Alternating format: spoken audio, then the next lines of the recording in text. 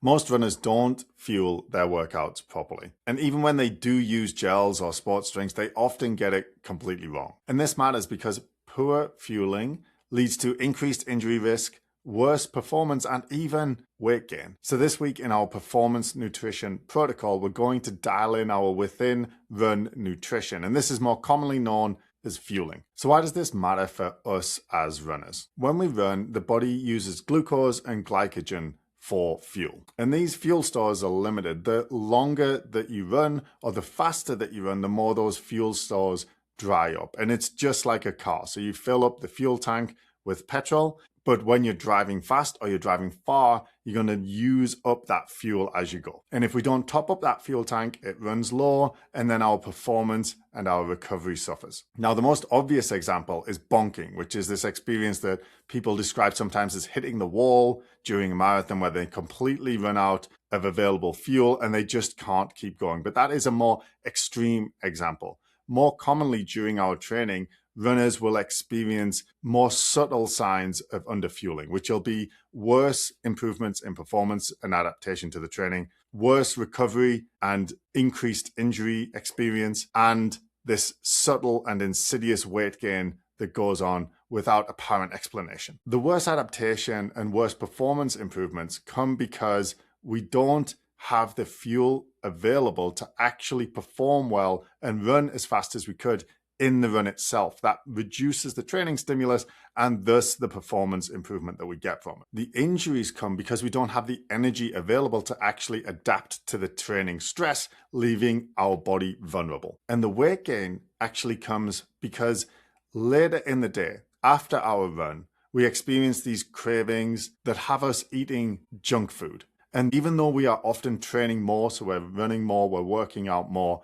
we're actually running a caloric surplus because these cravings lead us to choose foods that are very calorically dense. And this can be really frustrating for runners who are trying to slim down, either to perform better in their race or just for their own aesthetic desires. But when we do fuel our runs properly, our performance improves because we can nail the workout and get the most out of every session. Our recovery improves, reducing our injury risk and increasing our body's resilience to the training. And finally, weight control and weight loss is easier because fueling the workouts reduces the cravings that we experience later in the day, allowing us to eat better throughout the day and avoid those poor food choices that often lead to weight gain. Now, most runners that we're working with are actually underfueling, and in my experience, they're often taking on less than 50% of what they actually need for their training. And a really common mistake is only worrying about fueling and gels as we get closer to races, or even sometimes only doing it on race day itself.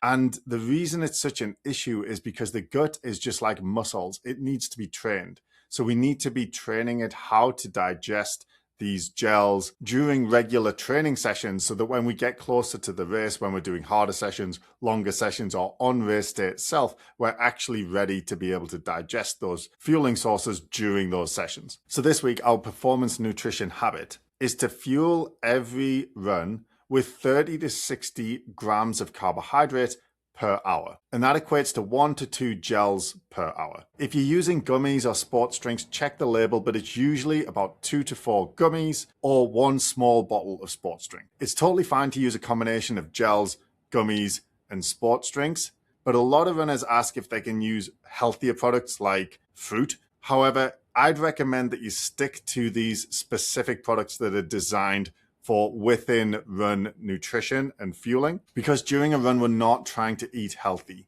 We're trying to supply the body with readily available carbohydrate as fast and efficiently as possible. And a lot of more natural foods will have a bunch of fiber in and other such things that need to be digested and broken down, which increases the demand on our gut and makes it more likely that we're going to experience other symptoms of GI distress and find it more difficult to fuel our run. So eat whole foods and healthy foods the rest of the day, but during your run, focus on using things like gels, gummies, and sports drinks, which are specific products designed for this purpose. Now, practically, we want to plan out what we're going to do this week. So look at your training schedule for this week and plan out your gels, gummies, or sports drinks. So if you've got a 30-minute run, you're going to have 1 gel. If you've got a 2-hour run, you're going to have 4 gels.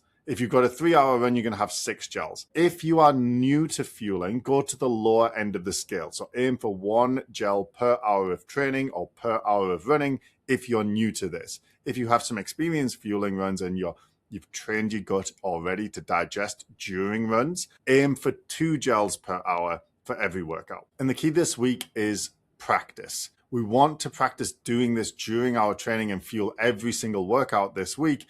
In the future, we can just focus on fueling our harder sessions and longer sessions that go over 90 minutes. But it is still a good habit to fuel some of those shorter, easier workouts in the long term in your regular training, just to continue to train your gut to tolerate the digestion of those foods during the run. All right, just to recap, the performance nutrition habit for this week is 30 to 60 grams of carbohydrates per hour. That's 1 to 2 gels. So download the Performance Nutrition Habit Tracker. There's a link in the description, and put in the habit title, fuel each workout. And then Monday through Sunday, you're going to tick it if you fueled the workout and cross it if you didn't. We're going to do this so we have better performance, we have less injuries, and we have better weight control. Let's get to work.